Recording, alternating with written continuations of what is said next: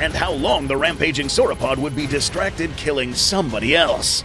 The Bringer of Death brings doom in many forms. Even without directly killing some victims, plenty of animals would start perishing to the point of risking dying out because of how the rampaging Argentinosaurus could severely damage local ecosystems, with animals avoiding it and its victims like the plague spilling into other habitats and crowding out other species. A lot of animals are going to start dropping from conflicts over space and resources, potential starvation, injuries from fleeing, or native diseases spreading across different species at a more rapid rate than normal. The only zones relatively safe from the Argentinosaurus wandering into them might be the highlands and sheer cliffs. Even with its speed and surprising jumping ability, this Argentinosaurus wouldn't be able to scale a vertical incline, so some of the mountainous and flying species might be spared most of the rampage, trapped in their shelters seeing the carnage going on down below. With the dinosaur population severely threatened, what of those who arrived on the island much more recently?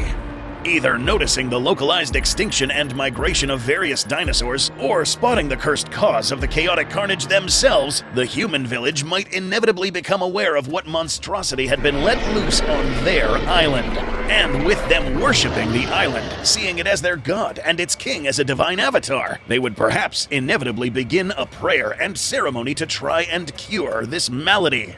Unfortunately for them, this might be one of the few dinosaurian menaces their walls may not save them from. The mad sauropod continues to plow through the jungles, crushing any lesser victims it stumbles upon. However, being possibly the tallest living creature in this island gives it the ability to see further targets, and a curious set of structures and glowing objects captures its attention. And upon figuring out the humans are just beyond that wall, the Argentinosaurus might be capable of launching itself across the gap. And depending on how sturdy that wall is, or if it tried to throw itself at the gate, it might wind up busting into the village. From there, the slaughter would begin, with the Argentinosaurus effectively going on a kaiju rampage. Humans might join the endangered species list on the island within an hour. Survivors would have to hide in the underground catacombs and pray there wouldn't be any cave-ins. Anyone seeking shelter on the walls would get munched to bits. All the noise and commotion, however, mixed with any prior summoning rituals, might just draw in the other apex of the island. King Kong could arrive at his usual altar and see what was going on. A thinking animal, he'd be left to choose on how he reacts. So, how might the pinnacle of primates stack up against this rampaging monstrosity? Well, if this was the Monsterverse version, the heroic ape titan would certainly intervene. But this is a completely different Kong, in a completely different context. The dynamic between the Skull Islanders and the greatest of the great apes is less one of friendship and more fearful worship, mixed with Kong being a social primate looking for any kind of companionship out of curiosity. Upon seeing and sensing what monstrosity towers over the walls, King Kong would react like any sensible animal would to the cursed abomination.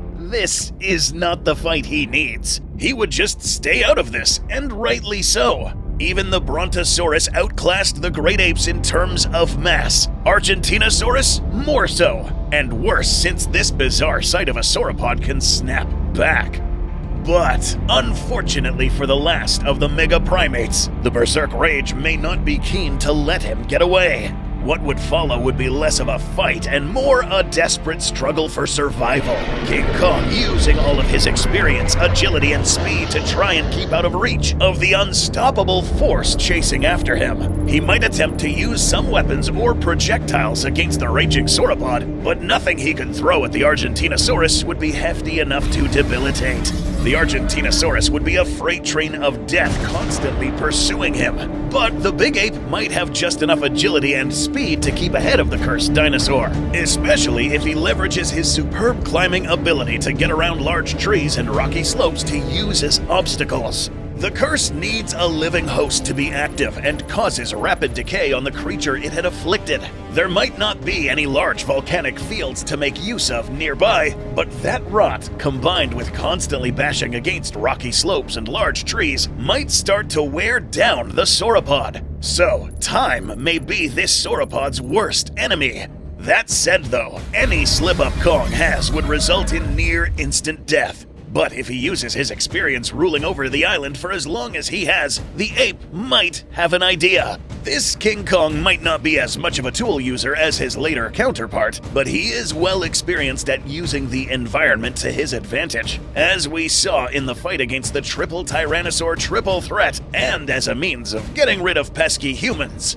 The sheer size and power of the Argentinosaurus is the exact reason he couldn't fight it. And on most islands with flatter terrain, King Kong might have no chance. But on this dying island, constantly getting ripped apart by earthquakes that tore trenches into it down to the foundation, the island's king might have just one chance. If he could goad the Argentinosaurus into chasing him near a cliff or chasm, large insect inhabited or not, the raging monstrosity wouldn't have the faculties to realize what was happening until it was too late. If it chased King Kong to the cliff's edge or tried to get over a chasm, its sheer size would shatter the rocky slopes and send it hurtling to terra firma. With its body already shredded by the terrain, over 100 tons of dinosaur would plummet straight down. And if the sheer impact didn't shatter its body completely, the steep cliffs would ensure the dinosaur's cursed existence would remain trapped. Can't climb out, especially not with shattered legs or spine. At that point, if it survived the fall, it would just be a waiting game until the rot and decay rendered the Argentinosaurus immobile. With the curse putting off scavengers, nothing might stick around to be a new host for the curse to spread to them after being bitten. This would be a Hail Mary shot of a victory, one that could go wrong in countless ways. And even on this island of death, just a few days of a rampage by the Argentinosaurus might have already upended the fragile ecosystem so much that it would speed up the extinction of numerous species. And if the island's king did manage to successfully trap it, if it so much as nips and doesn't kill a single creature that doesn't get out of the way, or worse, Kong suffered a non-lethal bite wound, then the primal rage may not end here until the whole of the island is bathed in blood.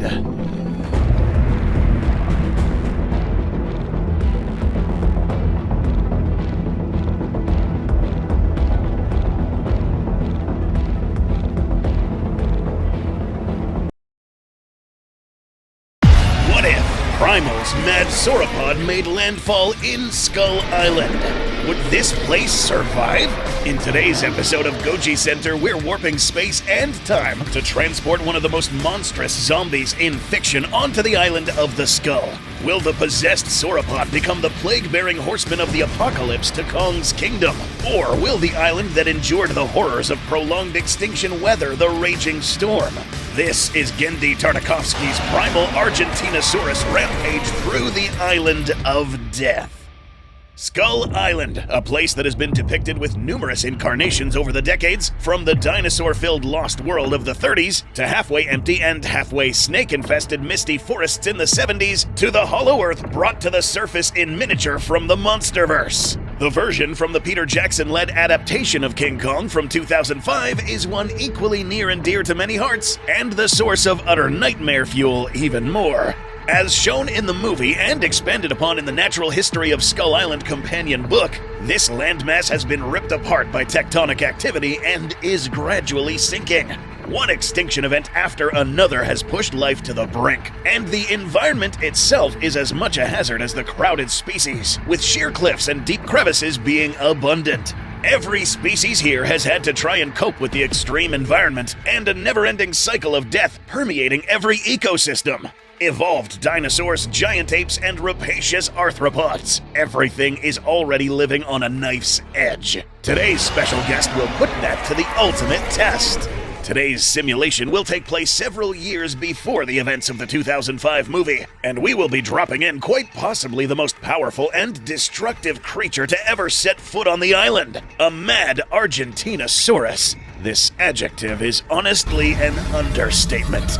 As a refresher for anyone who didn't watch Primal, Side note, please do. It's easily one of the better pieces of animation to come out in recent years and had a master at the helm.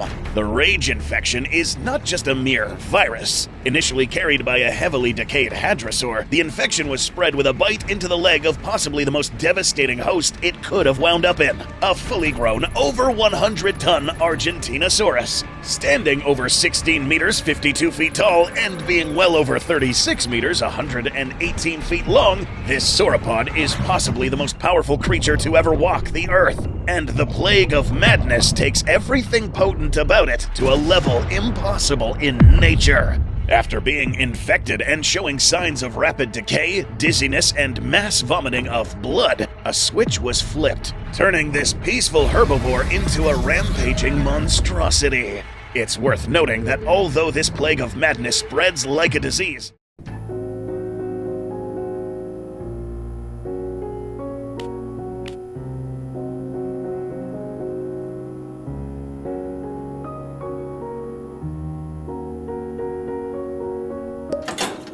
the speed that it works, the effects it has on the body, and the kind of setting it comes from heavily imply this is not a normal virus, but some kind of dark magic, a supernatural affliction.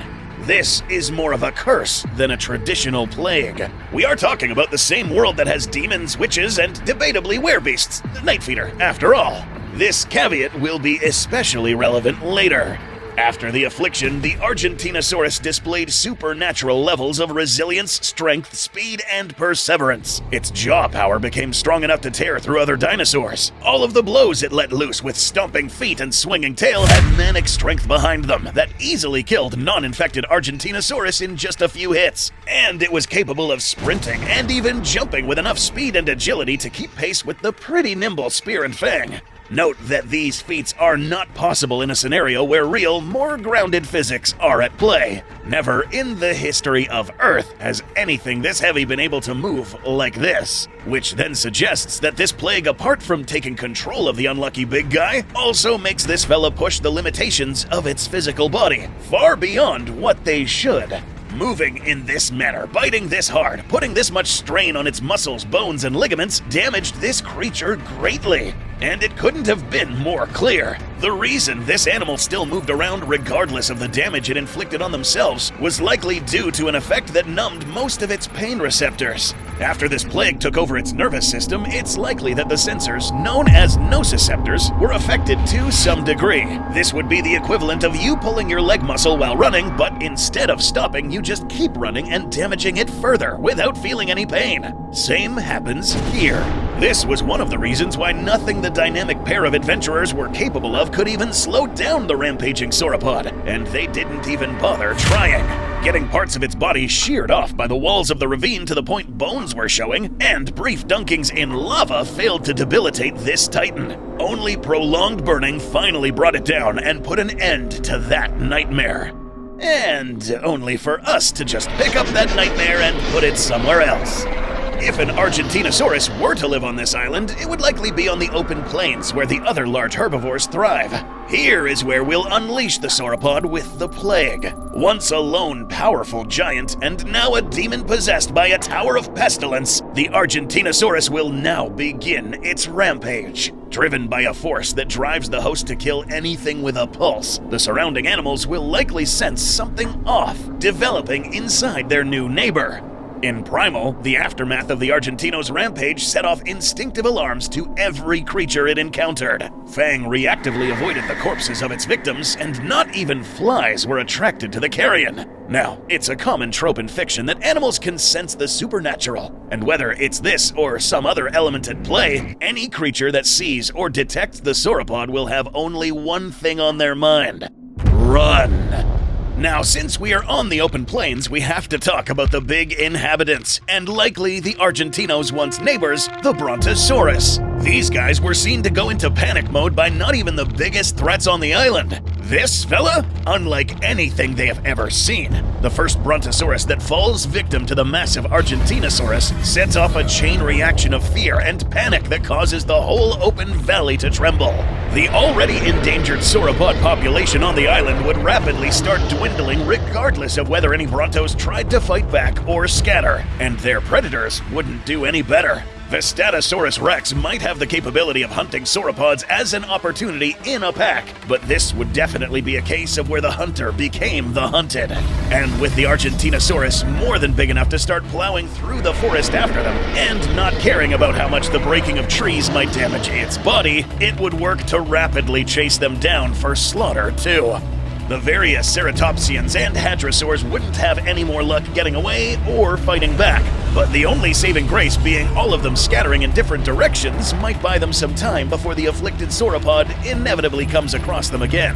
Smaller carnivores and aerial predators that can keep to the sky would have to stay out of the way too, while being pushed more and more out of any ecosystem they might inhabit by all the corpses left behind in the rampage.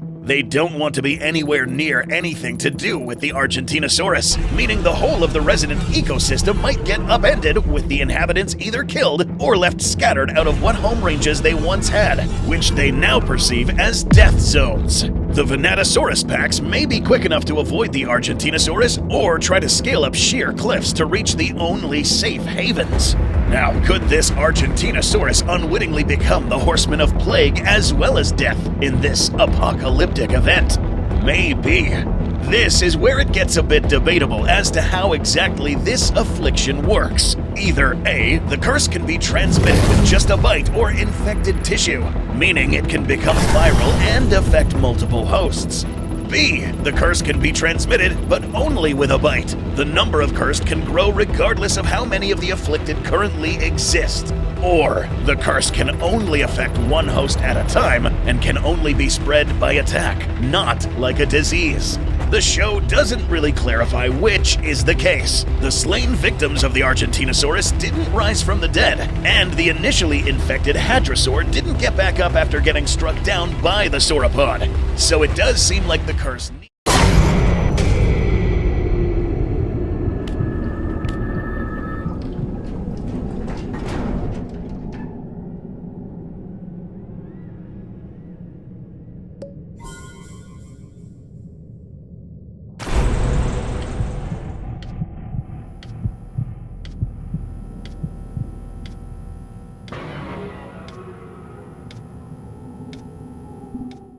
a living host to function.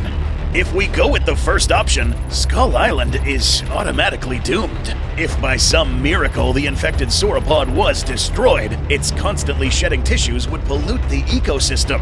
And with how densely populated Skull Island is with a myriad of creatures across every environment, there would constantly be a new stream of infected hosts running rampant and murdering everything in sight.